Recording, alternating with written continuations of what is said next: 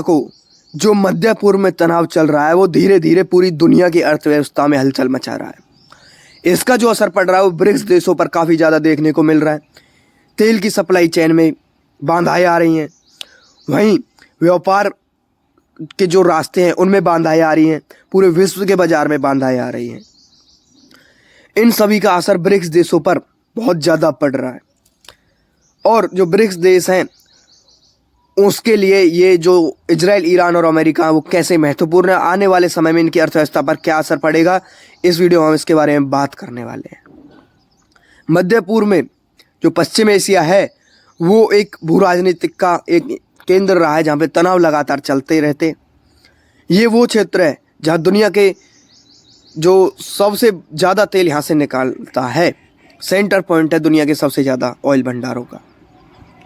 इस क्षेत्र में तनाव बढ़ रहा है, राजनीतिक टकराव सामने आ रहे हैं और यहाँ पे विश्व बाजारों की चिंताएं बढ़ रही हैं।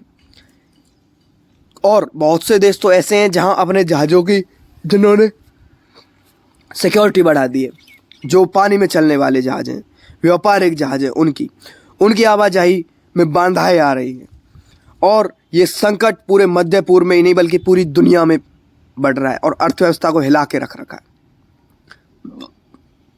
ब्रिक्स के जो देश हैं वो दुनिया के उभरते हुए बड़े आर्थिक देशों में से एक हैं, जिनका एक पूरा एक ग्रुप है। इसमें रूस, भारत, दक्षिण अफ्रीका, चीन और ब्राज़ील आते हैं। ये वो ग्रुप है जो पूरी विश्व में अर्थव्यवस्था है वो तेज़ी से काफ़ी ज़्यादा मजबूत हो रही हैं ये अर्थव्यवस्थाएं। बहुत से मामलों में जो वेस्ट कंट्रीज़ हैं उनको से ये आगे भी निकलते दिखाई दे रहे हैं। कुछ अभी के सालों की बात की जाए तो ब्रिक्स के जो देश हैं वो काफ़ी ज़्यादा उनमें बढ़ोतरी यानी कि उनकी अर्थव्यवस्था में बढ़ोतरी देखी गई है। इसमें नए देश भी शामिल हुए हैं, नए देशों को सदस्य बनाया गया है। इनमें से बहुत से देश मध्य पूर्व के बहुत ज़्यादा पास हैं, करीब हैं। ब्रिक्स के लिए एक बहुत बड़ा एक रणनीतिक मुद्दा ये बन गया है। ब्रिक्स के देशों के लिए सबसे ज़्यादा जो बड़ा मुद्दा है वो तेल और गैस की सप्लाई है।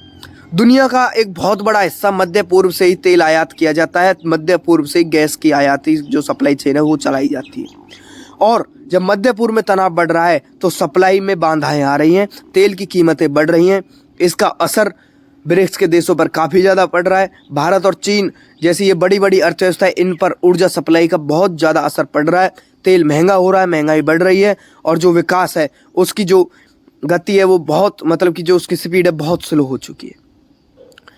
मिडिल ईस्ट पूरी दुनिया को एक विश्व व्यापार का जो रास्ते हैं वो वहीं से हैं, उनको एक रास्ता भी देता है।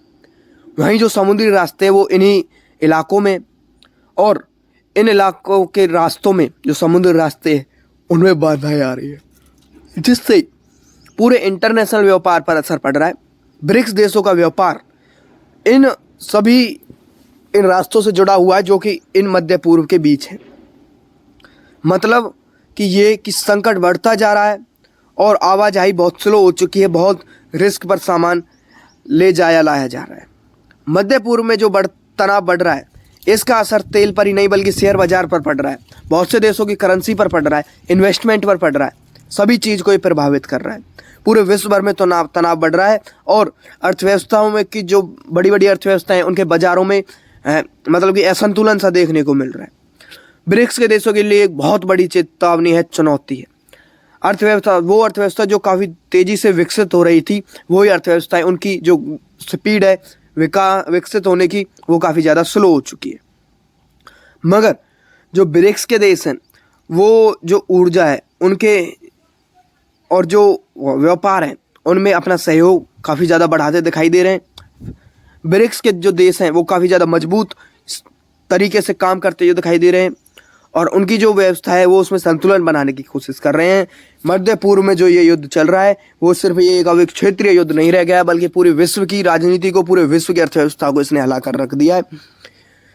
अगर आप हमारी इस जानकारी से सहमत हो, हमारी वीडियो को लाइक कर दें, चैनल को सब्सक्राइब कर दें। एक और नई बड़ी अपडेट के साथ